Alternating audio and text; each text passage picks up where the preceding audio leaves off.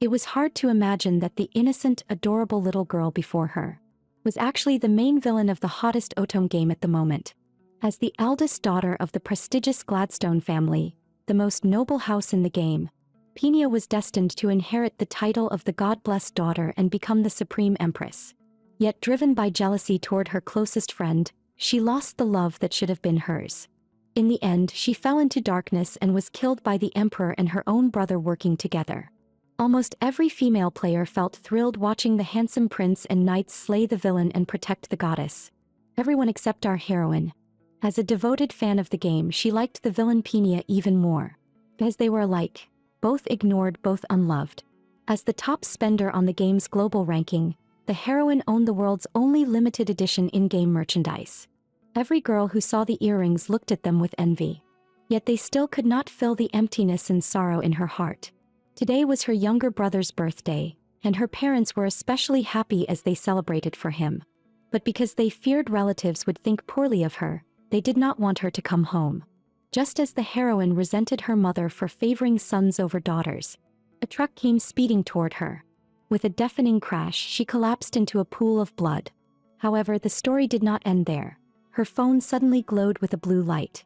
The heroine's body gradually digitized and was pulled into an unknown space. When she opened her eyes again, everything around her had changed. The girl tried to recall where she was, but the harder she thought, the more her head throbbed with pain. A maid-like woman complained beside her ear, saying that playing by the lake in the middle of winter was completely unbecoming of a young lady. A young lady. What was this even supposed to mean? Only after seeing her reflection in the mirror did she finally realize she had transmigrated into the villain of the game Rainy Night Thorns, the unloved Pinia Gladstone. Little Pinia nearly spat out a mouthful of blood. She had been the top spender in her previous life. Shouldn't she have reincarnated as the protagonist and enjoyed life? Giving her a villain who was about to be killed? What kind of joke was this? The cold-hearted head maid dragged little Pinia back to reality. Today was a rare family gathering and the young lady had to be dressed beautifully. True to her title, the head maid worked swiftly and turned Pinia into a girl who embodied beauty, cuteness, and noble elegance all at once. Even so, the perfectionist head maid still felt that she had not fully brought out the young lady's beauty. She demanded that the finest gem craftsmen in the entire country be summoned, along with the best fashion designers. If this went on any longer, Pinia was going to starve to death. Pinia, who had just transmigrated, was thoroughly put through the ringer by the head maid, and her stomach was about to cave in from hunger. Left with no choice, she lunged forward and threw herself at the head maid in one swift move. Clinging to her and acting cute, she cried that the baby was about to starve and begged the head maid for a bite to eat. To everyone's shock, this caused the cold-hearted head maid to spray blood on the spot and lose consciousness. After all that chaos, it turned out the head maid was actually a tsundere with a thing for cute little girls. But no matter what, she truly adored Pinia. According to her memories from the game in her previous life, the one she truly needed to watch out for was the brutal duke from the game. That was also Pinia's own brother, Juruno Gladstone. Half of Pinia's death had been caused by this very brother. Just as she was thinking about how to avoid Juruno, an unidentified object suddenly appeared. It slammed straight into little Pinia's head, leaving a huge bump. When she looked up, she saw that the object was actually a young Juruno. Pinia cursed inwardly. This time she was really done for.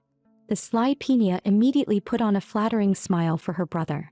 But Juruno clearly wasn't buying it. He lifted Pinia up like a chick and asked in confusion what this thing was. Calling her a thing pushed Pinia over the edge. She exploded on the spot and tried to bite Juruno to death. Oh right, not a thing, it's my ugly little sister. Pinia spat out a mouthful of blood in fury. She couldn't believe she had spent 648 on something like this in her previous life. Without continuing to bicker with Pinia, Juruno prepared to go pay his respects to their mother. The moment Pinia heard that, her spirits lifted. This mysterious woman had never even appeared in the game. If she could gain her protection, wouldn't she be able to live this life peacefully as a carefree slacker? With that thought, Pinia happily trotted after Juruno to go find their mother. Her short little legs kept pumping non-stop. Yet inwardly she couldn't help complaining. Grown-up Pinia was stunning with long legs, so how had she ended up with radish legs now? After much effort, Pinia finally reached the small garden, where she saw a beautiful woman sitting among the flowers. This breathtaking beauty was actually Pinia's mother. Her mother gently stroked Pinia. Then came kisses, hugs, and even lifting her high into the air. Even Juno couldn't help complaining that their mother spoiled her too much. At the same time, he grumbled that he wished he could act cute and get the same treatment. Pinia sank into her mother's embrace. This was a kind of maternal love she had never experienced before. The miserable memories of her previous life flashed through her mind. Yet for some reason, those memories grew increasingly blurred. After a brief moment of daze, Pinia realized she could no longer remember what her former self had been like. After being reborn, could having a beautiful and gentle mother truly heal the wounds of her past life? At least in this moment, all Pinia wanted was to lose herself in her mother's love and forget everything else. What was supposed to be a rare family dinner turned into a sharp clash between the siblings, their arguments spiraling out of control. To ease the tension, their mother asked why Juno had suddenly returned home, and when she learned it was for the Day of Miracles, she excitedly began explaining things to Pinia. The Ernest Temple holds a ritual once every 5 years, and only the heirs of each family are qualified to attend. The name Ernest sounded strangely familiar, and Pinia thought about it for a while. Then it hit her. The Ernest Temple was basically the stupid in-game announcement board from her previous life. If she joined the temple, she might find a way back to reality, and Pinia immediately shouted that she wanted to take part in the Day of Miracles as well. That single statement left both her mother and brother completely stunned. This little thing actually wanted to compete for the position of heir. Juno's smile instantly turned icy cold. Shivering under that overwhelming pressure, Pinia felt nothing but terror toward her bastard of a brother. When she saw him draw his sword, her scalp went numb. She quickly put on a flattering smile, pretended she understood nothing, and desperately sent distress signals to her mother. Her mother caught on at once and gave a few light coughs, temporarily defusing the crisis. Truly a mother blessed with both beauty and wisdom. Well done. Seeing the lady cough, the maids panicked and hurriedly reminded her that she absolutely couldn't drink ginseng tea. Both the maids and Juno looked deeply concerned. Pinia, however, was completely baffled. What? Wasn't her mother just pretending to be sick? Memories flashed one after another. It turned out that the mother in the game had long been gravely ill. As long as Pinia continued to channel her magic into her, her mother could survive. But when the game's heroine Claire appeared, she took away Pinia's magic. From then on, Pinia could no longer cast spells for her mother and could only watch helplessly as she died. Her foolish brother became obsessed with Claire, completely unaware that this woman had indirectly caused their mother's death. Instead, he accused Pinia of slandering Claire. Pinia could only watch the person she loved most die, powerless to do anything. All she could do was redirect her hatred toward Claire, wanting to kill that woman to avenge her mother. No wonder she had reincarnated into this tragic and almost ridiculous noble heiress. She was truly just like her former self. Lying in her mother's arms, Pinia realized that this woman might not have much time left. Yet her mother, seeing Pinia lost in thought, believed her daughter truly wanted to become the heir. In her heart, she wished little Pinia could stay away from conflict, grow up happily, marry the one she loved, and live in everlasting happiness. But if Pinia believed that becoming the heir was her happiness, then her mother would support her with everything she had. As she said this, her mother wanted to give Pinia another loving embrace. But little Pinia suddenly bolted out of the room without looking back. She had finally gained a mother who truly cherished her, yet in just 1 year she would lose her forever. Pinia couldn't accept that such a warm embrace would disappear. She would never let go. Ignoring the servants' attempts to stop her, Pinia charged straight into the training grounds. She would earn her brother's trust and protect her mother. In this life, her fate would be decided by her own hands. The trainees in the training grounds were all stunned when they saw such determination in the eyes of a little girl. Pinia's heart skipped a beat. This was bad. She'd gotten too carried away. She immediately switched to acting cute and everyone lowered their guard. Everyone except her brother, Juno, who looked thoroughly annoyed as he grabbed Pinia's hand, trying to drag the troublesome little thing out. Pinia steeled herself. To hell with it. She went all in and started acting spoiled, asking her brother for a hug. In that instant, it felt like thunder crashing from the heavens. This was way too embarrassing. Pinia's face flushed red. But she kept going anyway. Juno looked cold and heartless on the surface. Yet inside he was desperately suppressing his fondness for Pinia. Gritting his teeth, he lifted her up like a little chick, tossed her straight outside the door, and even lectured her like an overprotective father, telling her not to enter the training grounds so casually. Looks like Big Brother does care after all. Pina thought confidently. One day, she'd definitely win him over. From then on, Pina became her brother's little shadow, bringing him water, handing him snacks, until Juruno was driven nearly insane. Still, leaving his sister in the training grounds made Juruno deeply uneasy. As expected, not long after an accident happened, a magic sphere spiraled out of control. It flew straight toward Pina. Seeing that she was in danger, Juruno threw himself in front of her, taking the magical shock head-on. "I told you this isn't a place you should be in." Amid the splattering blood, his cold voice rang out. Damn it, Big Brother was angry. From that day on, a sign was hung at the entrance of the training grounds. Pina and dogs are not allowed inside. Sigh, this had really backfired. Pina stopped a freckled young woman and asked about her brother's condition. Thankfully, his injuries weren't serious. He just wouldn't be able to take part in the family trial. It was said that deep within the dark forest, the trial grounds, there existed something called the Tear of Eris, capable of healing any wound. Before the woman could even finish her sentence, Pina had already disappeared from sight. Relying on her knowledge of a game bug from her previous life, Pina was confident she could obtain the Tear of Eris without taking a scratch and give it to her brother. Back at the training grounds, Juruno suddenly felt an inexplicable sense of unease. Several maids rushed over, reporting that the young lady hadn't been seen all day. The freckled girl exclaimed in shock that Pina might have gone to the dark forest. That was a forbidden area of the family. Juruno immediately turned and headed straight for the dark forest. He called out Pina's name in desperation. What answered him instead was a level 6 magic beast, extremely aggressive and merciless toward any intruder. Did this mean his sister had already been devoured? Juruno slaughtered the beast in a frenzy. But what good did that do? His little sister would never come back. Just as Juruno was drowning in despair, a familiar voice suddenly rang out. Standing before him was a dazed Pina. Juruno finally lost control of his emotions and rushed forward, pulling Pina into a tight embrace. Fear washed over him. This was the first time he realized just how important his sister was to him. "Don't cry, Big Brother. Look at this." Smiling brightly, Pina handed over the Tear of Eris she had worked so hard to obtain, hoping for his forgiveness. The moment she finished speaking, she passed out. Thankfully, Pina was unharmed. She was merely exhausted. After some rest, she would be fine. Juruno stayed by her bedside for 3 days and 3 nights. When Pina woke up, she saw her brother asleep beside her. She knew she had won this gamble. A level 6 magic beast might seem powerful, but with paralysis potions and proper positioning, it could be stuck against the environment and rendered immobile. Raising her brother's affection level was almost laughably easy. As long as she cured her mother's illness, the siblings' future would no longer end in hostility. "Just wait, kid. Once I meet the game developers, I'll return your sister to you soon enough." In the end, Juruno had enough of his sister's relentless clinging and, with a dark expression, dragged her off to the temple. Using the excuse that she'd drunk too much flower tea and needed the restroom, Pina managed to shake off the guards. Just as she was about to go cause trouble, she spotted a noble with a goat-like mustache bullying a poor little girl. The purple-haired girl was shoved hard to the ground. She sincerely apologized for accidentally bumping into the noble.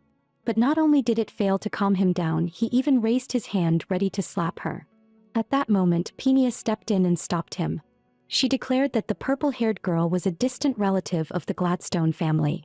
The moment the noble heard the name Gladstone, he froze, then turned tail and ran. Typical bully who only picked on the weak. Pina quickly bandaged the purple-haired girl's wounds. Then she hurried off without another word. Unbeknownst to her, in the girl's eyes, Pina's smile looked nothing short of angelic. As Pina ran, she thought to herself that the purple-haired girl looked strangely familiar, but she didn't dwell on it. Swinging her short little legs, she aimed to climb over the wall and sneak into the temple's main hall. Did she step on something strange? Pina looked back, only to realize it was a blue-haired boy. Startled, she fell straight into his arms. "Oh, I thought a kitten had fallen down." The next instant, Pina screamed internally. This was Dylan Devonseer, the imperial prince adored by countless girls. What was going on? In the game, the young prince shouldn't have appeared at this point at all. Whatever, what mattered most was the day of the divine rite. Pina was just about to slip away. But the young prince caught her hand and performed a gentlemanly kiss on it. Pina's heart nearly went wild. Her face burned red as the whole world seemed to spin. Still savoring the moment, she thought to herself, This prince was way too good at flirting. No wonder the original Pina had fallen for him. Suddenly, the original owner's memories began playing automatically in her mind. Pina meeting the prince, falling in love with him. She had truly believed she had found happiness. Yet not long after, the prince abandoned Pina and chose the game's heroine Claire instead. So he was a scumbag. Pina slapped her cheeks to snap out of her anger. Getting into the temple was what really mattered now. Unfortunately, the noise had already drawn the guards over. Crap, she'd been spotted. Just as Pina was about to explain why she was here, a stunning woman radiating holy light suddenly appeared. Both Pina and the guards were left dumbstruck. Who was this? She was unbelievably beautiful. The guard finally snapped out of it and recognized her. The Saintess. After the Saintess stated that Pina was her guest, the guard immediately changed his attitude, fawning and declaring himself at her service. Pina couldn't help thinking how fast his face had changed. And just like that, Pina smoothly entered the temple. She was about to ask whether the Saintess was part of the development team, when the Saintess suddenly wailed, hugged Pina's leg and dropped to her knees, begging the boss for forgiveness. Pina finally got it. These idiots were the ones who dragged her into this world. She told him to get up and speak properly. Instead, the guy stayed on the floor, throwing a tantrum and rolling around. Can't understand human language. Fine. Pina delivered a punch, one bump at a time. The Saintess finally settled down and admitted he was part of the development team. If he was from the dev team and looked this good, then he had to be the art lead, Lady Yushi, right? Pina actually got a little excited. Turns out this bastard wore a smug grin and declared he was a real man. Planner Jing-san. What kind of trash planner was that? A total pervert. Pina beat him up on the spot. Wait. Pina suddenly stopped and apologized. These days, the moment she heard the word planner, her killing intent spiked. Cowering in the corner, the Saintess argued that while he was unreliable, he was currently the only one who could contact the real world. Fair enough, she gave him time to explain himself. After a long rambling explanation, Pina finally pieced together the truth. To expand into a new market, the game had given Pina a closed beta slot as a gift. But the programmers worked overtime until they collectively broke down, smashed the servers, and an accident happened. You could say this entire game world now existed for Pina. Aside from those brain-dead programmers, Pina herself might also be part of the problem. The Saintess asked whether Pina had made some kind of wish to the system before. What wish? She couldn't remember. Pina clutched her head in pain as if that memory had been sealed away. After arriving in this world, she remembered many things, except who she was and who her family had been. As for that question, the Saintess believed it was most likely Pina herself who had deleted the memories she didn't want to recall. Even so, the Saintess solemnly promised to send Pina back to the real world and urged her to take good care of herself. After all, without her sponsor mom, there'd be no money to make. Damn it, this guy was begging to be punched. Remembering why she had sneaked into the temple in the first place, Pina calmly held out her hand. Give it to me. The Saintess was completely confused. The divine power, obviously. What else could it be? Hurry up and hand it over. With the divine power, her mother wouldn't die. Pina wanted to protect those who had shown her warmth.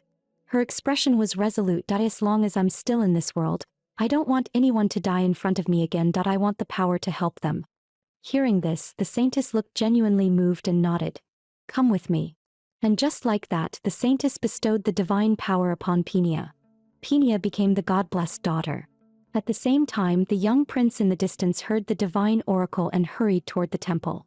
Pina had just finished receiving the power and was about to leave when she ran straight into the prince. Huh? What was he doing here? The young prince explained that he'd rushed over after hearing the oracle, then shamelessly thanked the goddess Ernest for letting them meet again. Seriously, who do you think you are? Just as Pina was internally cursing this shameless jerk, her brother appeared. Juno first gave the prince a proper salute. Then he turned and bared his teeth at Pina, glaring hard enough to kill. This damn brat was running around again. Juno grabbed his sister and prepared to leave, apologizing to the prince as he said he would take her away at once. To everyone's shock, the young prince seized Pina and publicly asked her to become the empire's future empress. What the hell? Seeing the icy look in the prince's eyes, Pina immediately concluded he was lying. This bastard was only after her status as the God-blessed daughter. The moment she lost that status, he'd toss her aside just like in the game's original plot. Damn scumbag. While Pina was still seething, her brother yanked her back and smiled politely. saying his sister was still too young to worry about marriage. The prince didn't back down. I wasn't asking for your opinion, he replied coldly. And just like that, the future knight and the prince began arguing on the spot. The only one truly speechless was Pinia, suspended between them with her feet off the ground. Seriously guys, argue all you want, but why are you lifting me up? In games, a knight and a prince fighting over the heroine was supposed to be heart-pounding. So why did it feel like she was being carried around like a little piglet? Pinia begged internally for them to put her down first. Unfortunately, neither her brother nor the prince caught the hint. They treated her like a rope and started a full-on tug-of-war. When neither side would yield, the prince proposed settling it with a contest. Fine, Juno said confidently. Sword duel? The prince declined. Forget swords. The two rough men casually tossed Pinia aside. After a serious discussion, they decided to determine the winner by playing cards. What a bizarre way to compete. The game they chose was Kemu cards, said to be a game created by the gods themselves. Thanks to the scientists spreading it, the game had become wildly popular nationwide. If you couldn't play, it was almost embarrassing to greet people. The rules were simple. A deck of 53 cards was dealt out, and each round you drew one card from your opponent. Only matching pairs could be played. In the end, whoever was left holding the single Dark Goddess card would lose. After hearing the rules, Pinia felt a strong sense of déjà vu. Wait a second, wasn't this just Old Maid? This was way too sloppy. A maid loudly announced the first ever Old Maid. Correction. The Kemu cards tournament officially began. Oops, she let it slip. Pinia nearly slammed her head into a wall. Flustered, the maid explained that the sacred game was originally called Old Maid, but the prince thought the name sounded terrible and forced a rename. Pinia almost spat blood. A dignified young lady of the Gladstone family was about to have her marriage decided by Old Maid. This was beyond ridiculous. Unfortunately, no one cared about Pinia's internal meltdown. The prince had already begun drawing cards. Still, Pinia trusted her stone-faced brother completely. In a card drawing game like this, he should have been unbeatable. The prince wouldn't be able to read him at all. Yet to her shock, the moment the cold and ruthless Juno sensed the prince might draw the Joker, flowers practically bloomed across his inner background. And whenever the prince's hand shifted direction, that background instantly turned pitch black. His emotions were written all over his face. Winning in this state would be a miracle. Bro, what are you doing? Wake up. This is about your little sister's lifelong happiness. This can't go on. Pinia suddenly lunged forward and planted a loving kiss on her brother. You've got this, big brother, she said earnestly. I'll always support you. As expected of a sister-obsessed Juno, after receiving love energy from his sister, his attack power and speed skyrocketed. With that buff, he should have won for sure. Pinia thought that sacrificing her pride and giving her brother a good luck kiss would seal the victory. Instead, Juno lost in under 10 seconds. Turns out the idiot only ever drew cards from the middle. And the prince, that sly bastard, placed the Joker right in the middle every single time. No wonder he lost. Delighted, the prince was already preparing to announce his marriage to Pinia on the spot. Pinia suddenly spoke up, cutting him off with overwhelming confidence. She declared she would challenge the prince herself. Her card skills might be terrible, but she was certain she could control her emotions this time. To her utter horror, the moment the prince drew the Joker, Pinia's inner background wall burst into flowers, just like her brother's. Great. Another instant, one-sided defeat. No wonder they were siblings. Every emotion was written all over their faces. While Pinia was still drowning in despair, the prince calmly extended his hand, saying that since she'd lost the bet, it was time to go home together and meet her future mother-in-law. On the way, Pinia desperately begged him to let her go. After all, this was only their first meeting. Why rush it? The prince didn't care at all. Many noble couples didn't meet until their wedding day. Compared to that, this was already generous. Pinia completely broke down, shouting that she didn't like the prince at all and didn't want to get married. To her surprise, the prince's gaze suddenly turned ice cold. He told Pinia that noble marriages were never about love alone. A God-blessed daughter represented divine power and could never be allowed to fall into another nation's hands. Only a union between the royal family and the God-blessed daughter could safeguard the empire. Therefore, from the moment Pinia became the God-blessed daughter, she had already lost the right to decide her own marriage. Even if she had to die, it would be within the empire. After saying that, the prince suddenly returned to his gentle demeanor, reassuring Pinia that once she married him, he would treat her well. It was terrifying. This man felt like a completely different person. Why was he so gentle with Claire in the game, yet so cold and sarcastic with her? Seeing her brother seething with anger nearby, Penia chose to endure it all, for the sake of not dragging her family into this. And so the group made their way to Penia's home. During casual conversation, Penia learned that the father she had never met was actually the prince's mentor, who often spoke to him about Penia's mother, praising her as a dignified and beautiful woman. Just then the elegant Lady Gladstone appeared, holding a heavy iron ball, accompanied by a maid carrying an unidentified liquid. What was this? The Duchess, known for her grace, wielding an iron ball like a biochemical weapon. Wait, no. Not a weapon at all. It was simply a pot of love-filled soup brewed by a devoted mother. It turned out Penia's mother had just attended a countess's tea gathering. There, noble ladies shared the wonderful things they made for their husbands and children. Scarves, pastries, an idyllic scene of family warmth. Inspired, Lady Gladstone decided to cook something herself for her son and daughter. Unfortunately, it was a disaster. She had planned to bury it quietly, but Geruno and Penia caught her in the act. Following the principle of no waste, she declared they should drink it all. Penia took a single lick and nearly died from how awful it tasted. See? This is the dignified and elegant Lady Gladstone. At this rate, I'll probably end up just like her. Are you already having second thoughts about marrying me? She'd thought that might scare the young prince away, but instead he put on that warm smile again, forcibly suppressing his discomfort. Penia cursed him internally, scheming, two-faced bastard. Yet the moment her mother called out to her, Penia instantly switched to a flattering smile herself, leaving the prince speechless. Her mother gently patted the young prince's head and asked what the name of this cute friend Penia had brought home was. The instant she heard the name Dylan, her mother froze. Oh no. This was bad. Why didn't this little brat say anything earlier? The young prince dropped all pretense and spoke frankly, stating that his visit was to formally propose a political marriage to the Gladstone family. A God-blessed daughter and the child of destiny, without question, the perfect match for the empire's prosperity. Penia immediately shot her mother a pleading look. A protective mother, of course, sided with her daughter, saying she was still too young for marriage. The prince tried to explain further, but Penia's mother had already gone full stubborn mode. I'm not listening. I don't care. If I say no, then it's no. The prince's expression suddenly turned cold, killing intent flickering as he told Lady Gladstone to mind herself. Before he could finish, he was struck by a biological weapon. No, wait, it was the pot of Penia's mother's love-filled soup, falling from above with a loud clang right onto his head. The family of three stood there dumbfounded. Who threw that? This time he was really done for. The young prince didn't explode. He simply tapped the food residue left on his head, brought it to his lips and tasted it. Disgusting, he muttered. It seemed he wouldn't be returning to the palace tonight. He asked Lady Gladstone if he might stay over, clean up and head back afterward. Fortunately, he wasn't a cruel man. He caused no trouble and merely stayed temporarily at Penia's home. He could endure even this. That bastard was far more calculating than he looked.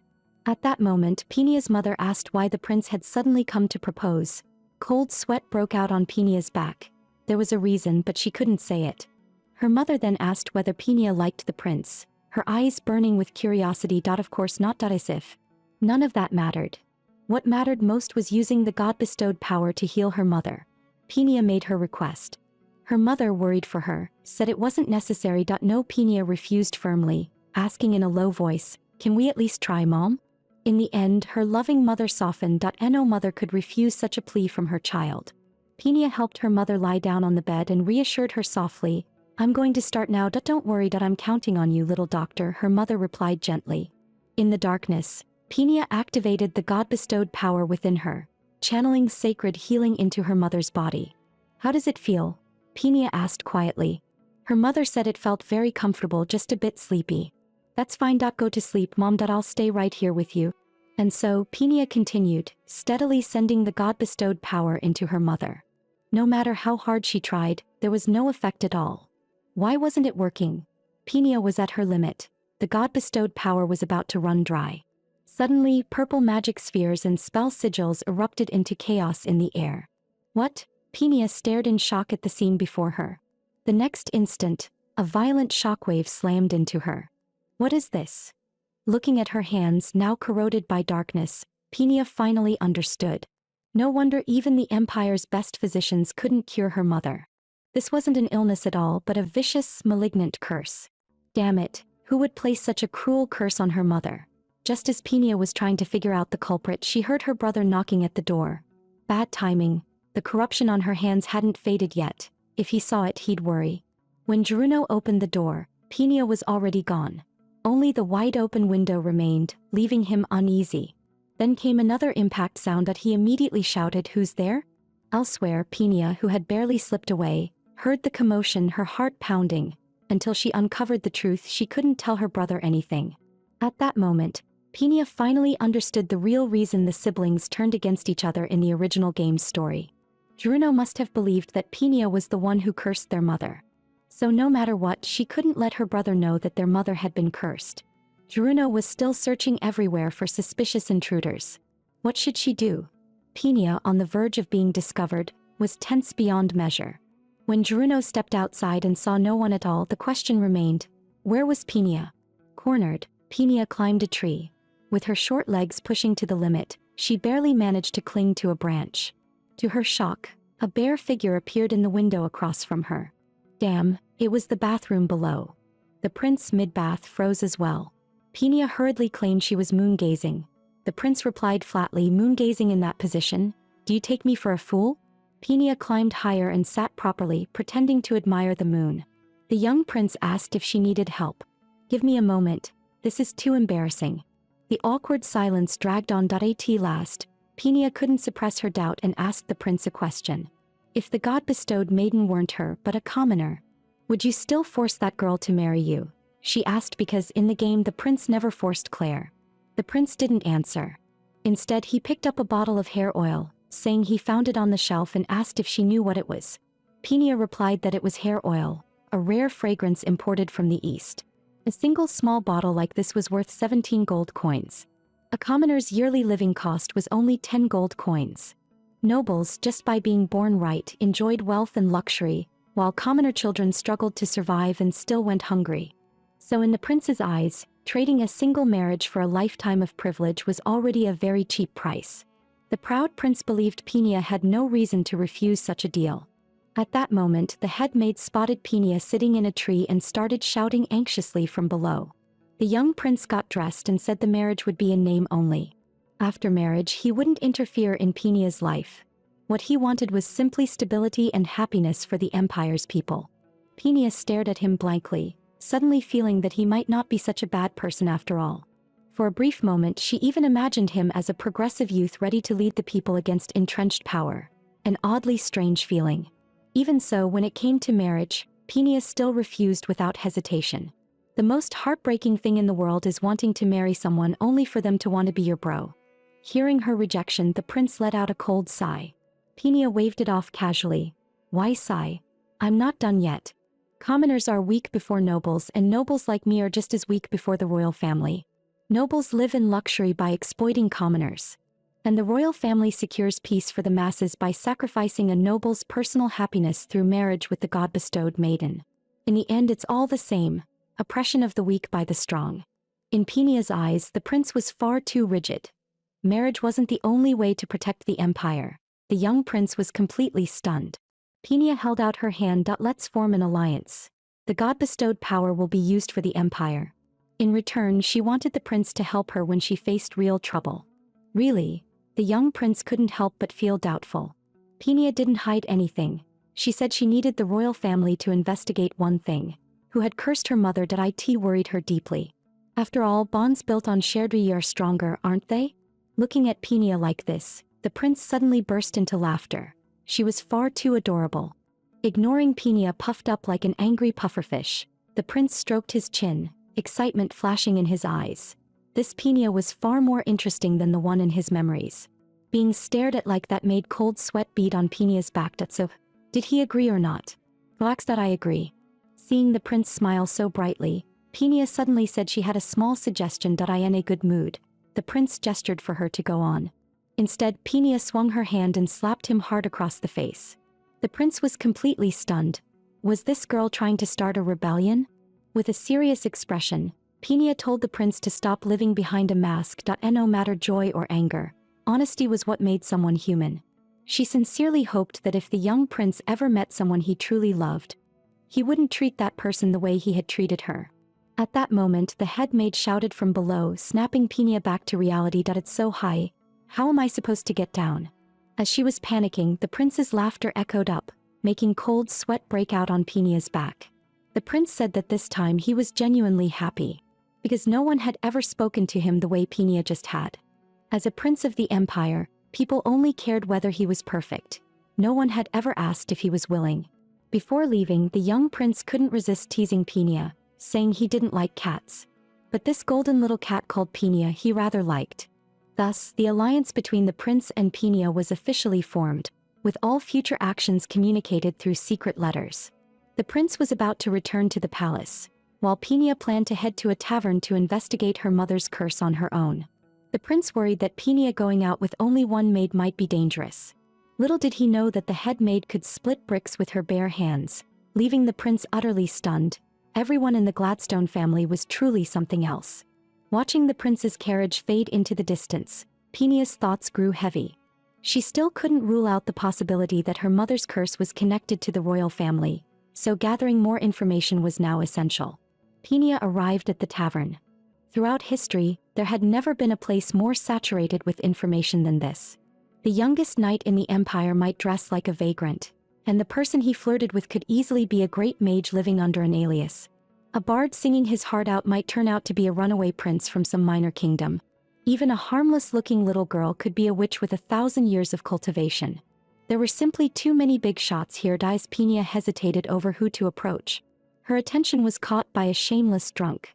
The bastard hadn't paid his tab, and was now causing trouble, even shoving a purple-haired waitress to the floor. Pina frowned. Why did it always seem to be purple-haired girls getting bullied? The girl apologized timidly. With so many hidden powers in the tavern, Pina figured it was safer to keep her head down. But then the purple-haired girl suddenly called out her name. She dashed over in excitement, saying that meeting Pina again felt like a dream. I knew it, you're my personal goddess. You always show up when I'm in danger. Seeing the girl's starry-eyed expression, Pina's head started to ache. She wanted nothing more than to turn around and bolt. But instead the girl told Pina not to leave just yet. She spun around and marched up to the drunk, her face dark as she warned him to get lost. My goddess is here. I don't have time to mess with you. The drunk sobered up instantly, nearly pissing himself as he bolted away. Pina was still wondering how this little girl had suddenly gotten so fierce, when the next second her hands were grabbed tightly by the purple-haired girl. The girl sighed dramatically, saying it was fate that brought her and Pina together again. Pina, on the other hand, felt like screaming, what kind of fate is this? Why do weird people keep clinging to me? After chasing off the drunk, the purple-haired girl warmly invited Pina to eat. Carefree as ever, Pina told her not to be formal and just call her by name. She meant nothing by it, but the listener took it seriously. Calling someone by their name on a second meeting, wasn't that basically a confession? Even if they were still young, imagining the two of them walking into a wedding hall 10 years later felt absurdly perfect. Even their future children's names were being planned. Pina was completely dumbfounded. Was this girl actually crazy? Pina hurriedly asked for the girl's name, snapping her back to reality. The girl excitedly told her, my name is Claire. Rod Chris Claire. What? Say that again. My name is Claire. Damn it. Pina stayed calm on the surface, but inside she was panicking hard. To boost immersion, the game usually only showed the heroine from behind. No wonder she hadn't recognized the female lead right away. Oh no. No wonder she always escapes danger whenever she runs into trouble. This is textbook heroine privilege. Maybe I should just run. Just as Pina was about to slip away, Claire lowered her head with a sad expression. I guess someone as lowly as me doesn't even deserve to eat with Lady Pina. That's not true. Come on, bring the food. And just like that, Pina was kidnapped into staying. Thinking it over, so many big shots gathered around the heroine. Getting close to her might actually yield useful information. At that moment, the server brought over a salad. Claire pointed it out. Could you replace the mango with another fruit? Lady Pina is allergic to mango. Wait, how do you know that? It turned out Claire's neighbor's brother was Geruno's attendant. She'd pestered him for details. To Claire, becoming an attendant of the Gladstone family was a blessing from heaven. She even said innocently that the boy was disabled, and wondered if losing an eye herself would qualify her to serve Pina. Pina froze. How could she say something so terrifying with such a pure face?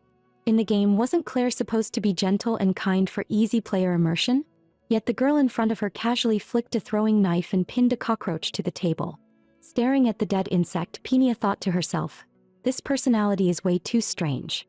Pina quickly changed the subject and asked Claire why she wanted to become an attendant. "Of course it's to cuddle with my goddess every day." "No, wait, it's because I want to study," she lied without even blinking. Pina recalled what the prince had said earlier, that commoner children struggled just to survive and had no chance to read or learn. With that in mind, a bold idea suddenly took shape. She knew what to do. "Come to the Gladstone estate. I'll sponsor your education, Claire." Pina planned to take Claire home, but the maid worried this might anger young Master Geruno. Pina hadn't even considered that. "Whatever, things will work out when we get there." Seeing a child this young forced to make a living selling drinks, Pina couldn't bear it. Claire eagerly helped Pina investigate who might be capable of casting curses. But the list they found contained only minor figures, none capable of wielding such a powerful curse. If it was a curse that even God-bestowed power couldn't dispel. Hearing Pina say that, Claire was utterly shocked. She knew the God-bestowed power came from the gods themselves, that if something surpassed it, then only one answer remained: the gods. Claire's words struck Pina like a wake-up call. She realized this was far beyond her control and that she had to seek help from the young prince immediately. At the same time, the young prince was in the middle of a diplomatic meeting. An envoy from a neighboring nation requested to borrow the empire's miraculous heiress's tear to relieve a severe drought, swearing it would be returned within a month. The prince knew all too well that no matter how nicely it was said, unexpected issues would surely arise after a month. Yet refusing outright would invite condemnation from multiple factions. As Dylan considered how to deflect the request, Pina's words suddenly echoed in his mind. "If you don't like it, say no. That if you don't want to smile, don't be yourself. Right. Be himself." He immediately replied that the empire would lend it, on the condition that the other side offered their divine artifact, the Sword of the Clouds, in exchange. The sudden demand caught the envoy completely off guard. The Sword of the Clouds was their nation's sacred blade. How could it possibly be lent to another country? The prince's voice turned cold. "That if your artifact can't be lent, why should ours be? Just return it as agreed." Humiliated and furious, the envoy stormed off, threatening to report the matter to his king. After the envoy left, the crown prince's tutor found it strange. The prince's diplomatic style had clearly changed recently. The prince asked whether such an approach might cause negative consequences. Instead, the tutor praised him. "Sometimes a firm stance is exactly what makes other nations wary." Hearing this, the prince couldn't help but think, Pina had been right. "So it's a girl named Pina who changed you, huh?" The tutor teased with a smile. To his surprise, the young prince actually blushed. Just then, a guard delivered a letter from Pina. The moment the prince saw her name, his expression tightened. It was painfully obvious. The tutor couldn't help but sigh, so the young prince had finally fallen for someone. After reading the letter, the prince remained silent for a long time. Curious, the tutor asked what it said. The prince turned to him. "Teacher, please notify all currently available civil officials. Before sunset today, I need every piece of information on Cecilia Gladstone." Meanwhile, Pina sneaked back home with Claire. After confirming her brother wasn't around, she finally let out a sigh of relief. Then she suddenly told Claire to take off all her clothes. Huh? What? Wasn't this moving way too fast? Before Claire could even process it, Pina swiftly changed her into a frilly, doll-like outfit. It turned out Pina just wanted to give Claire clean, nice-looking clothes. Still, Claire was thrilled, no, terrified out of her mind. Claire's mind went completely wild. These were clothes Lady Pina had worn. She wore them and now I'm wearing them. Why that logic? Doesn't this basically mean Lady Pina is hugging me? The moment that thought formed, it dealt a critical hit to Claire. Pina stared like an idiot at Claire rolling shyly on the bed and began to wonder if bringing her home had been a mistake. Whatever. No girl could resist dress up. Fueled by pure mischief, Pina made Claire try different styles. A clean, intellectual look. A ridiculously cool night style. And a forest girl outfit perfect for a picnic.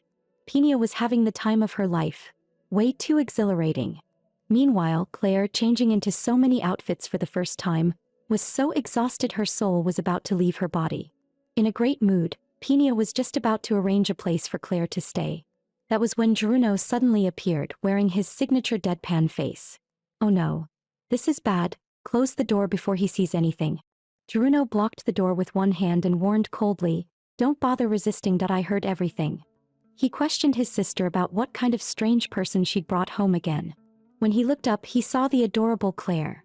The game's male and female leads met for the first time like this. This was bad, that if those two fell in love too early, Pinia's plan to save her mother might fail because of Juruno's feelings for Claire. Without realizing it, they'd been staring at each other for over 10 seconds. It was over. Love at first sight. What should she do? But it turned out Pinia was overthinking it. Juruno suddenly started searching the room. In a chilling tone, he demanded to know whether Pinia had brought back any strange men besides the girl. It wasn't just Juruno. Claire's expression darkened as well as she asked who this man was. Had Juruno's rudeness upset her? Pinia hurriedly introduced her brother to Claire, then explained to Juruno that Claire wanted to become her study companion. So he's your real brother. That's wonderful. Claire's expression changed faster than flipping a page. After confirming there were no men hiding in the room, Juruno finally relaxed. The two exchanged a polite handshake, sharing the same thought. If he's not a romantic rival, we can get along. Once Claire and Juruno reached an understanding, her lodging was arranged without delay. Pinia, however, still felt uneasy. Wasn't all of this going a little too smoothly? Of course, it wasn't that simple. When Juruno learned the girl had been brought back from a tavern, suspicion crept in.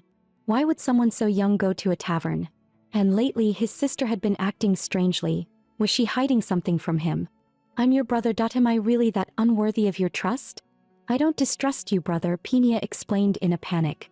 Maybe this had always been her obsession.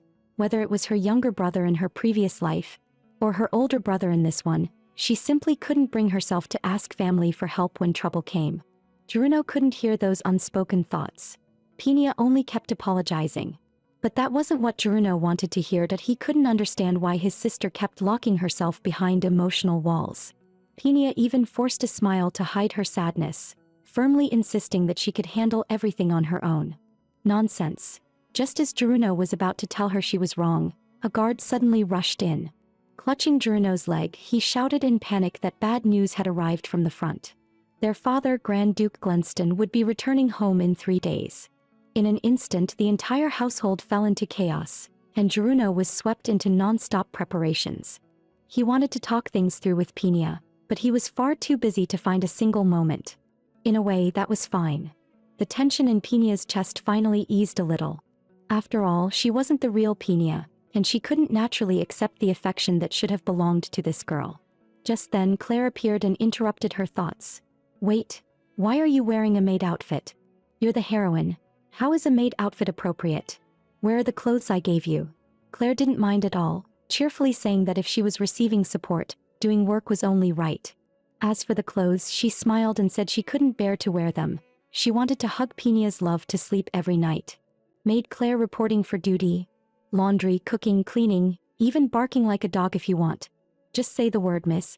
Just as Pinia was praying to the heavens to please get rid of this woman, the head maid announced that the prince had arrived. I love you, head maid. Pinia felt like she'd just grabbed a lifeline. She hastily told Claire she had something urgent to do and bolted out the door at full speed, leaving Claire alone standing there in the wind, completely stunned.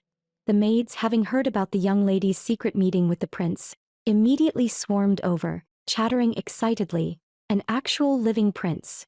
Even dreaming about dating royalty would be worth it. The head maid sighed helplessly. Have you no shame at all? Look at your ages. She added that only Claire was actually close to the prince in age.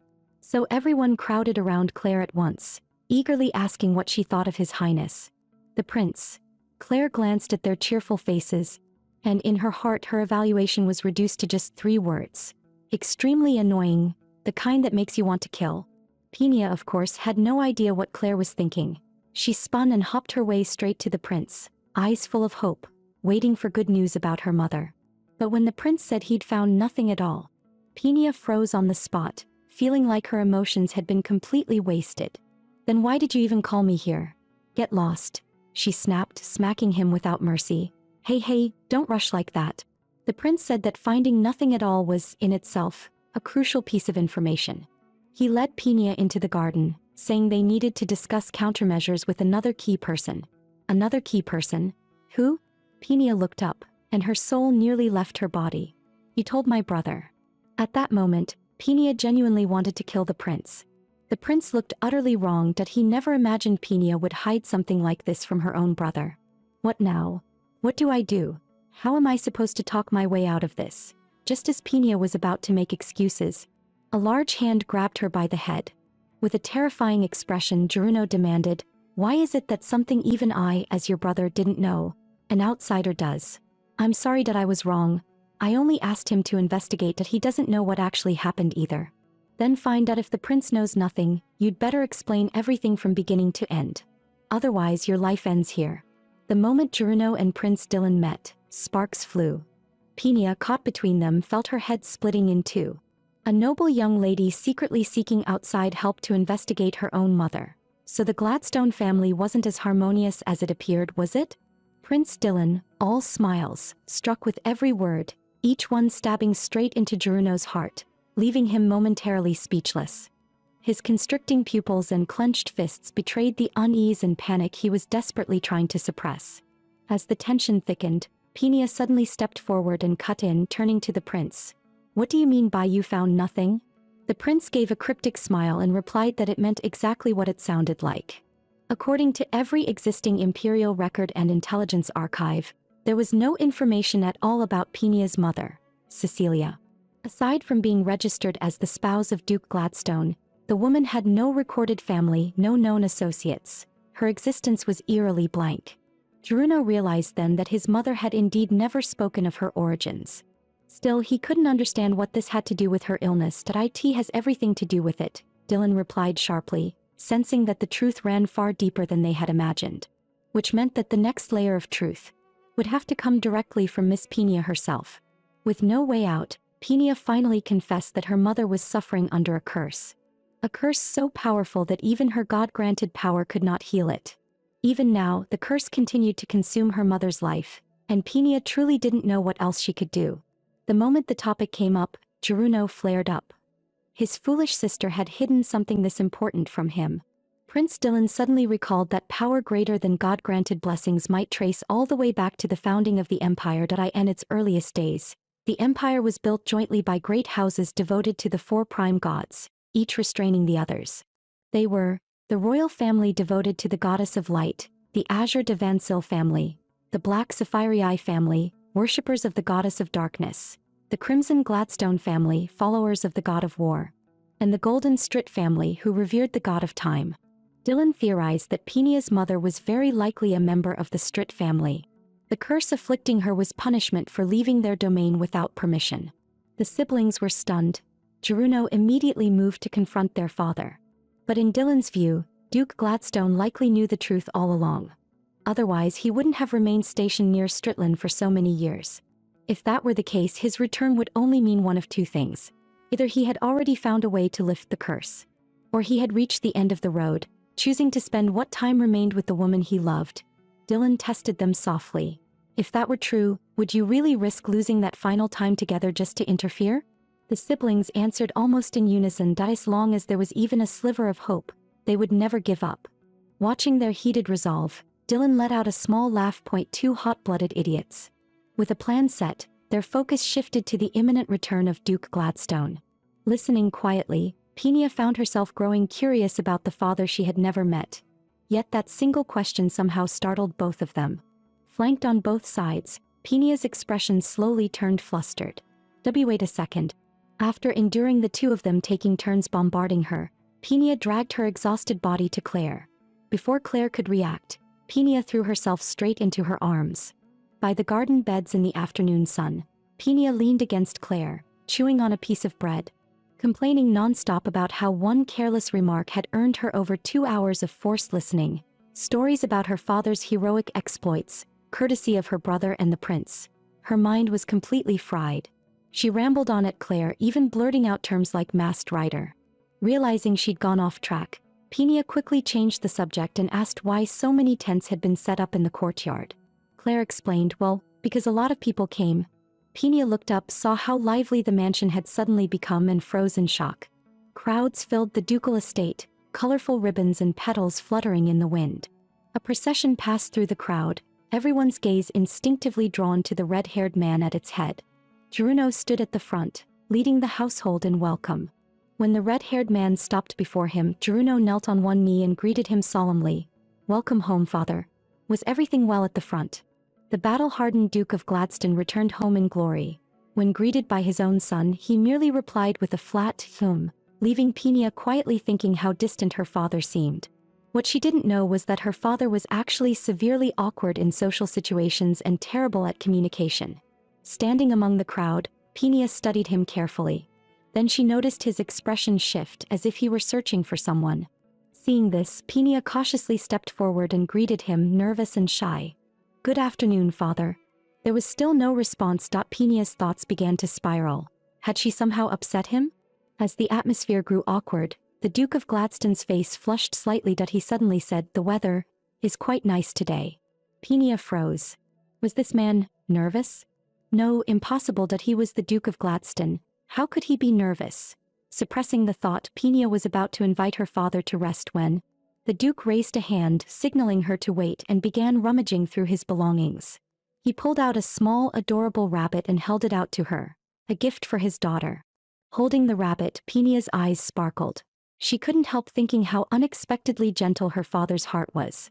Seeing that Pina liked the gift, the Duke of Gladstone visibly relaxed, clearly pleased. But in the next moment he was surrounded once again by an overly enthusiastic crowd. So troublesome. Right now the Duke just wanted to hide somewhere. Watching her father grow increasingly flustered, Pina smiled from the bottom of her heart. Just then a sweet voice caught the Duke of Gladstone's attention.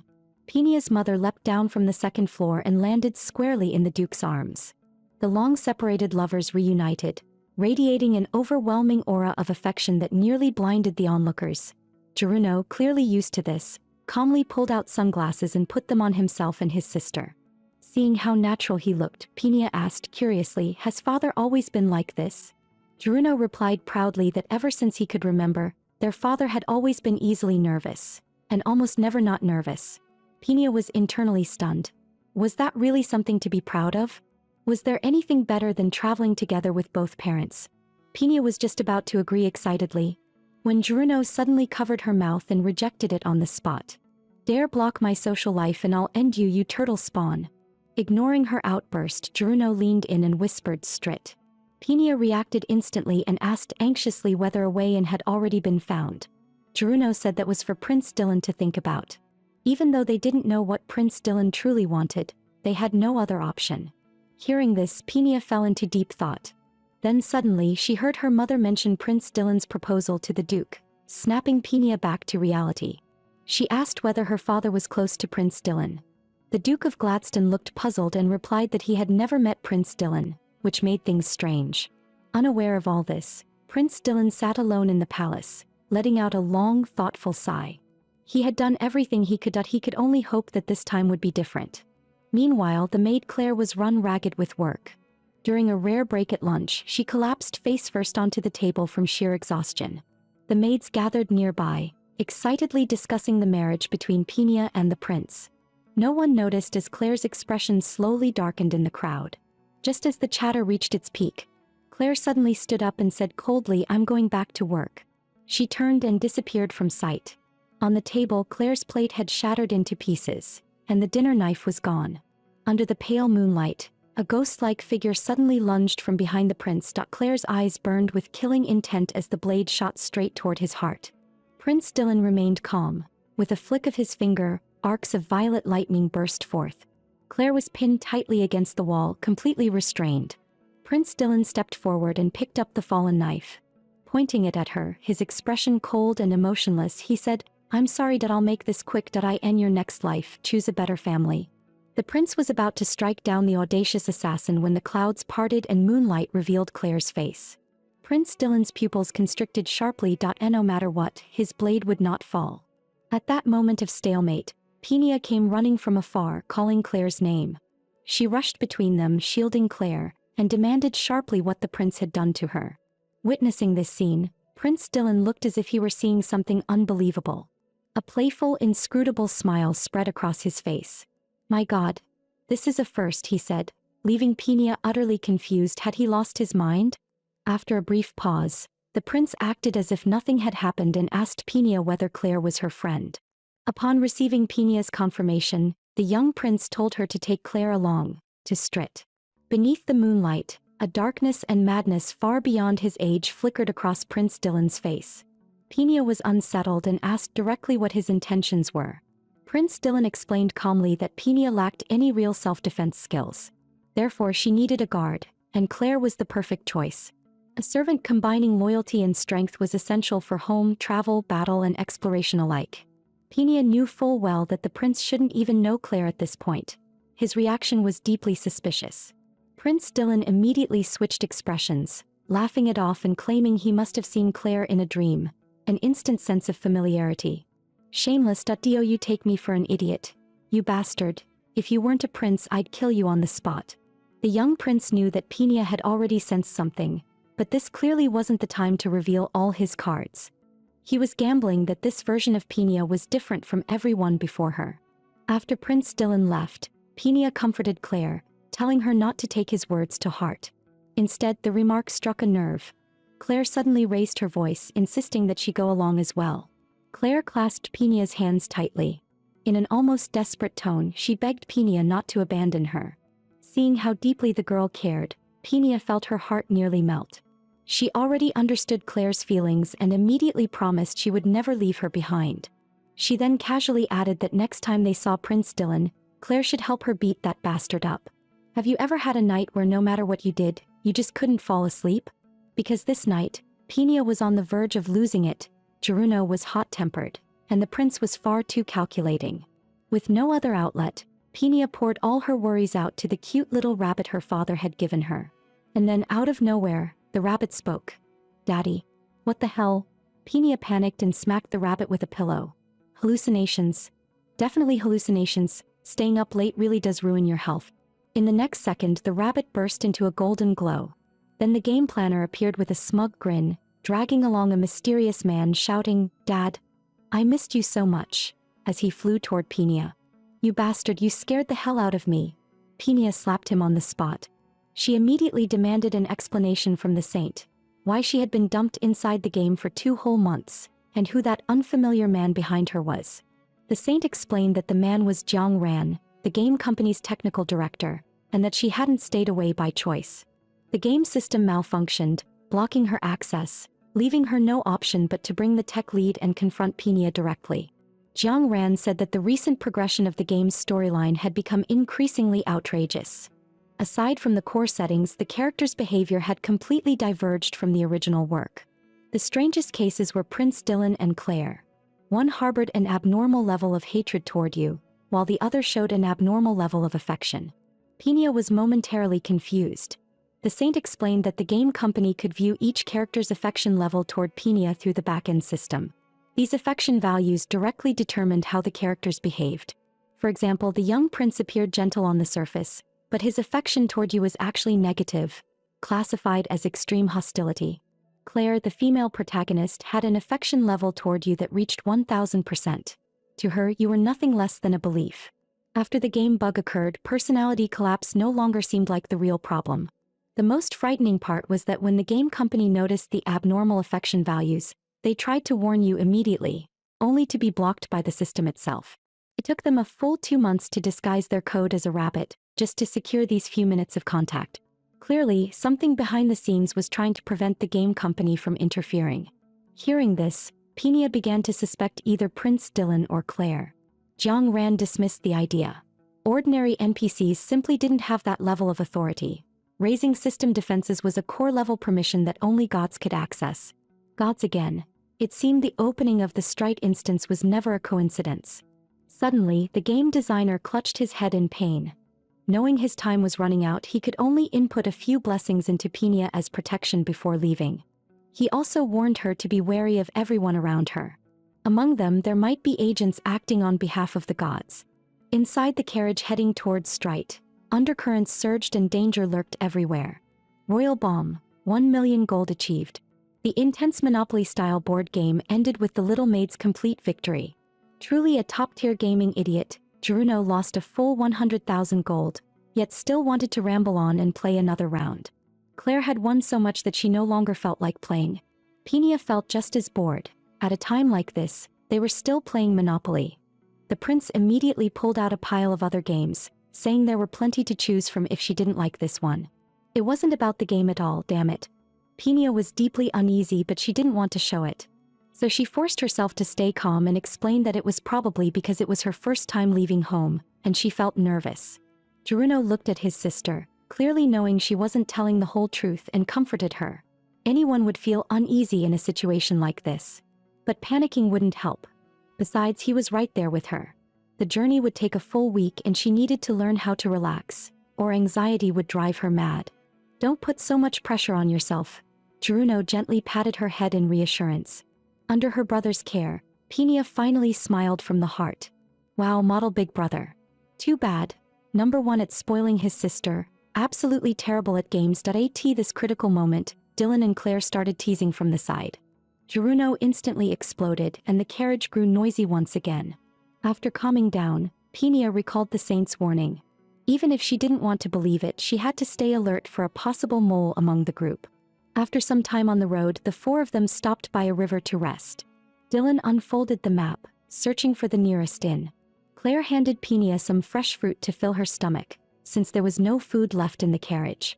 It wasn't that they hadn't packed enough supplies.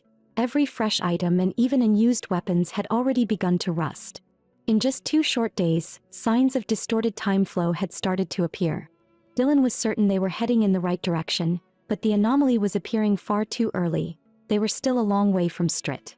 Just as the prince was thinking, Pinia's shout abruptly interrupted him.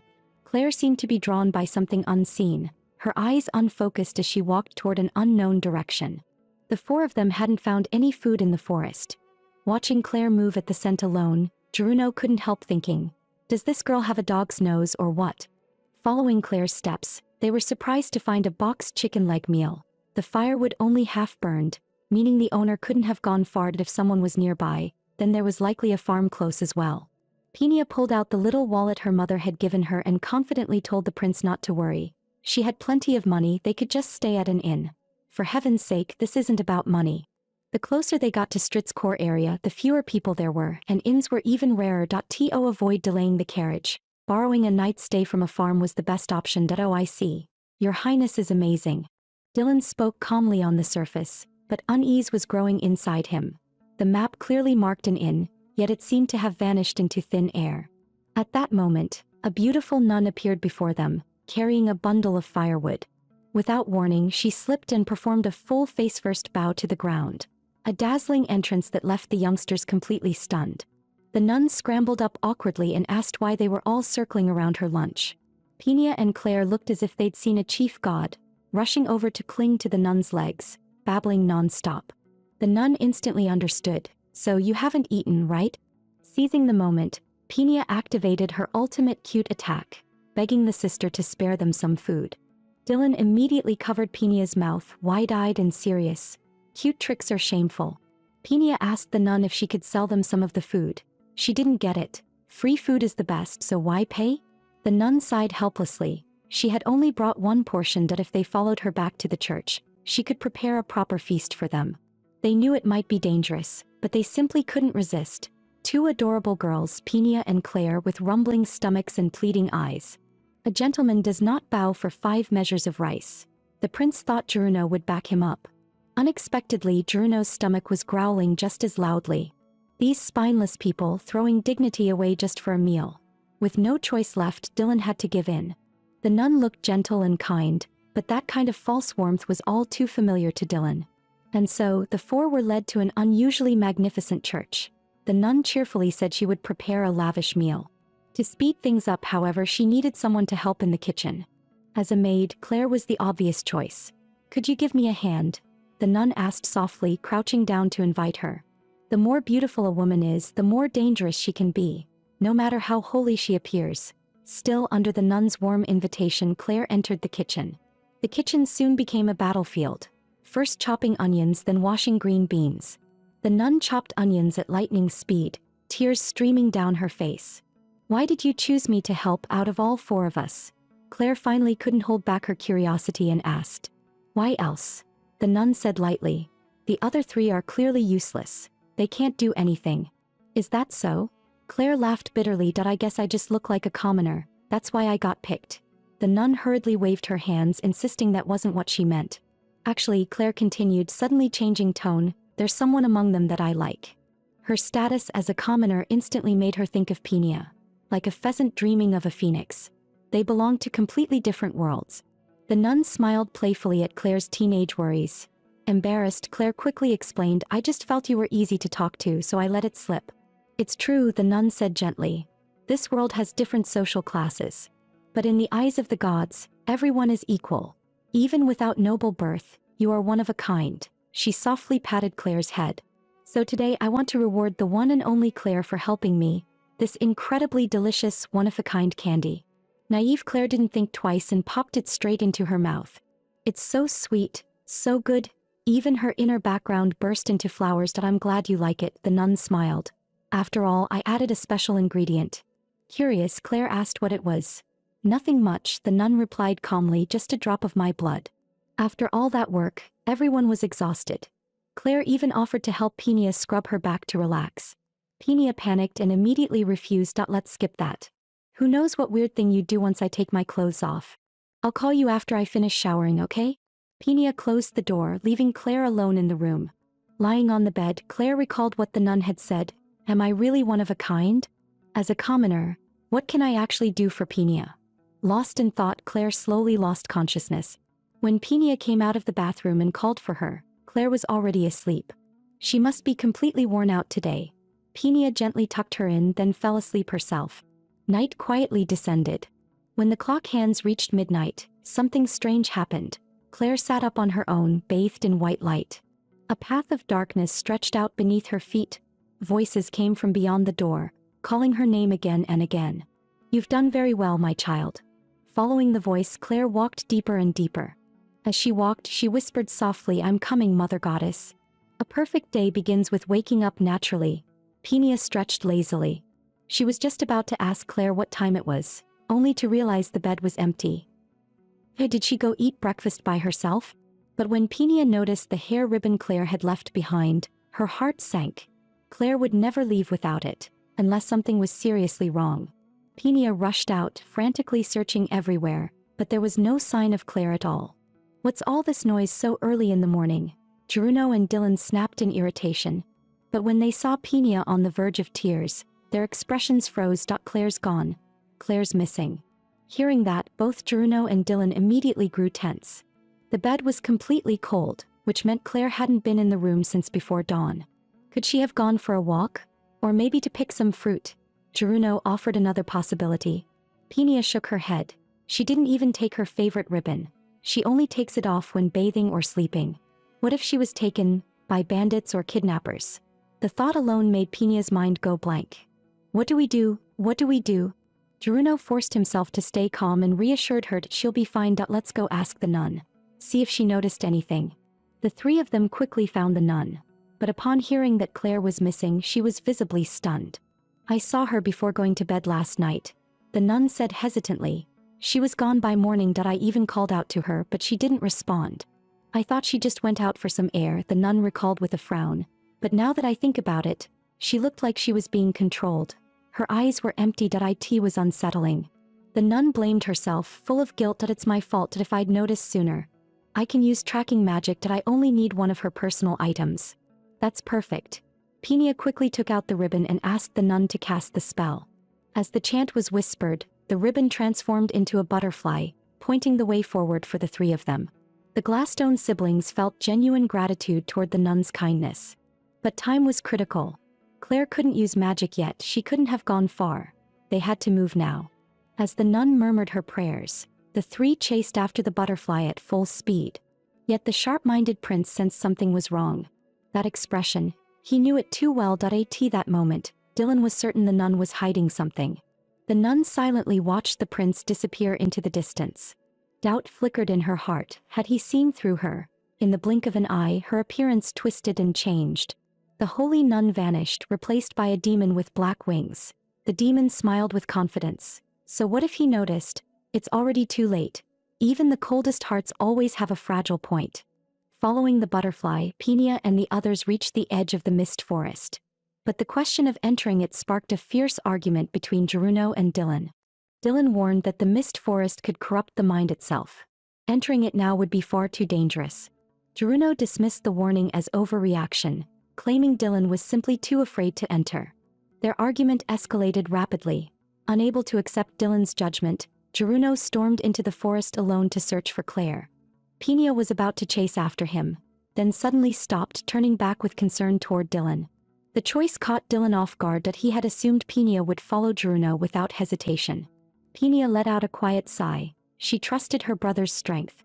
But she also couldn't leave Dylan alone, especially when something was clearly wrong with him. The two sat beneath neighboring trees. Pina noticed it then. Dylan's body was trembling slightly. A slender hand gently rested over Dylan's folded hands. Both of them looked down at the same time, curious and a little confused by the contact. After a few seconds, Dylan joked lightly, "Does this mean you've changed your mind about marrying me?" Pina's face instantly turned red as she flustered. Absolutely not. Unfazed by his teasing, Pina forced herself to stay calm and change the subject. After a brief exchange of jokes, the two stepped into the forest together. The mist forest induces hallucinations, forcing those who enter to face their deepest fears. Pina clenched her fists tightly, moving forward with unease, repeating to herself again and again, "It's fine." She would wake up before anyone else, and she would never allow anyone to be hurt again. After a long, agonizing wait, Pina realized that nothing seemed wrong with her. She glanced at Dylan with a faint hint of smugness. Unlike Pina, Dylan had clearly fallen into an illusion. The aura around him shifted abruptly, sinking into overwhelming sorrow. Tears streamed endlessly from his dull, despair-filled red eyes. In Dylan's illusion, he had already grown into adulthood. Faced with the collapse of his nation and the cries of its people, he could only sit there, utterly powerless. That was when the truth became clear. Dylan was reborn. The memories unfolding in the illusion were from his previous life, the fate of the entire kingdom, Pina included. In that past life, after the goddess of light fell into slumber, the royal family went 100 years without receiving a single oracle, and fear spread among the people. To stabilize public sentiment and preserve their rule, the royals fabricated a false divine will, artificially selecting a chosen of the gods. The one chosen by that lie was Pina of the previous life. She should have been blessed, until a true divine oracle finally descended. Pina had once been acknowledged as the chosen, but everything changed the moment Claire appeared. Claire Rodriguez's emergence sent the entire royal court into rapture. Pina was discarded without hesitation. All the honor and authority that once belonged to her were stripped away and bestowed upon another girl. From then on, Claire became the sole bridge between the royals and the gods. For a time, all hope could only be placed upon her alone. Later, the divine oracle even demanded that the chosen of the gods be united with the crown prince. Faced with a revelation that could neither be questioned nor resisted, Dylan felt a sense of danger and unease. Still, Dylan thought that if she truly could save the nation, then playing along in a false romance would be a small price to pay, though at times he would recall the girl who had once been cast aside. When he saw her again years later, she had already lost everything. Perhaps out of misplaced compassion, Dylan found himself reaching out to the destitute and helpless Pina without even realizing why. What Dylan did not realize then was that this very encounter planted the seed of the nation's destruction. At the coming-of-age ceremony days later, Prince Dylan publicly announced his engagement to Claire. Among the crowd, Pina watched it all unfold, her eyes filled with undisguised jealousy and hatred. Jealousy drives people mad. Fueled by resentment, Pina incited the populace to investigate the true source of Claire's divine power. Before everyone's eyes, the dark origin of Claire's power was laid bare, without any concealment. And perhaps even Claire herself did not know that what granted her divine power was not light, but darkness. After news of the royal family's blasphemy spread, neighboring nations seized the excuse to declare war, and the flames of conflict quickly engulfed the entire country. In utter despair, he encountered the dark goddess, the one who toyed with everything from the shadows. The dark goddess appeared before Dylan and promised him the power to start over countless times. She demanded no price in return, leaving only a single line: "You'll understand when the time comes." To reverse the situation, Dylan betrayed his faith. He entered into a pact with the dark goddess. When he opened his eyes again, Dylan found himself returned to a day in the past. Carrying the regret and resentment of his previous life, Dylan's objective became crystal clear. He would kill the woman who would one day commit treason against the nation. Back in the present, in the real world, Dylan, consumed by nightmare, had his hands around Pinia's throat, intent on killing her. As she struggled, Pinia remembered Dylan once telling her that if he ever lost control, she should run as far away as possible. But in reality, Pinia was powerless to resist. Just as she was about to lose consciousness, a blade of light slashed toward Dylan, forcing him to release her, if only for a moment. Pinia cried out Juruno's name, but there was no response. She realized then that he had not regained his senses either. Knowing she couldn't stop them, Pinia could only escape first and search for help. After taking a few steps, Pinia seemed to remember something and hesitated, coming to a stop. She took a deep breath and shouted that neither of them was allowed to get hurt before she came back. At her words, the two who had lost their senses suddenly stopped fighting and turned to look at her, equally confused. A bolt of lightning struck nearby, startling Pinia into running at once. Judging by their reaction, they had heard her. Pinia ran toward the area where the fog was thickest. Surrounded by dense mist, she quickly lost her sense of direction. Just then, a sharp pain shot through the back of her hand. She looked down and saw a faint golden glow flickering beneath her skin. Pinia remembered. It was the blessing the game designer had given her to resist mental attacks. She reasoned that if the blessing was working, then the direction where the pain was strongest must lead deeper into the forest. As she was thinking, Claire's hair ribbon suddenly flew out from behind her and hovered before her eyes. Watching it flutter in the air, Pinia realized Claire was likely nearby and began calling out to her. Following the ribbon's guidance, Pinia finally spotted Claire standing at the edge of a cliff. Claire was stepping backward inch by inch, only half a step away from falling. With a cry echoing through the valley, the purple-haired girl in a white dress, Claire, fell from the edge of the cliff. Pinia didn't hesitate. Her body moved on instinct, rushing to the bottom and catching Claire just before she hit the ground. The massive impact forced a muffled groan from her chest. Before Pinia could even try to wake Claire, a giant bird swooped straight toward them. Left with no choice, Pinia drew the dagger from Claire's waist and swung it wildly, barely keeping the beast at bay. During the standoff, the blade accidentally cut into the bird's body. Blood dripped from the air and splashed onto Claire's face, snapping her back to consciousness. Pinia had no combat skills and Claire, newly awakened, was weak. Between the two of them, they had only a single dagger. The situation couldn't have been worse. Just as they thought death was inevitable, the once rampaging bird was struck down by a single arrow. Under Pinia's stunned gaze, a small, agile girl stepped forward, calmly pulling the arrow from the bird's body. She glanced at Pinia and Claire with mild surprise and muttered, "So they're just two kids." On the other side of the forest, Juruno and Dylan were locked in a fierce battle. Juruno's mind was filled with the image of Prince Dylan forcing Pinia into marriage. The thought made his entire body tremble with rage. He immediately went all out, charging straight at Dylan. Watching the terrifying clash, Pinia and Claire clung to each other, shaking in fear. They talked back and forth, yet neither dared step in to stop them. Small, helpless, and at a loss, Pinia could only turn her gaze toward the mysterious little girl nearby. Catching Pinia's silent plea, the girl let out a helpless sigh. She dipped a finger into a drop of blood from the arrow that had slain the soul-slaying bird. Then she walked toward the two fighters. Just as they were about to clash once more, the girl forced her way between them and pressed the blood onto each of their foreheads. Juruno and Dylan instantly snapped out of their illusions and collapsed to the ground, drained of strength. Looking down at them, the youthful girl spoke in a teasing tone, "Don't go waving weapons in front of your elders, kids."